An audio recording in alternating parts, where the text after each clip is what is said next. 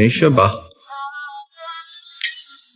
Stay away from me. Oh, I said stay back! Who are you? it's me, Laird.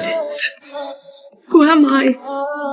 这起诡异的案件立马引起了 FBI 高度的关注，但事实上，这段音频并不是第一次出现。国防部曾委托过巨力公司调查过这段诡异的数字音频，当时怀疑是某种敌国间谍的加密通话，只可惜一直没能成功破译。可尽管如此，也从未出现过失忆的现象，所以这次的音频必定与先前的有所不同。那么这段神秘音频的背后到底藏有什么不可告人的秘密？而他们又该如何抽丝剥茧，探寻到潜藏在暗处的真相？大家好，我是差一点就100万粉丝的郑钧，本期为大家带来的是《危机边缘》的第40期解读。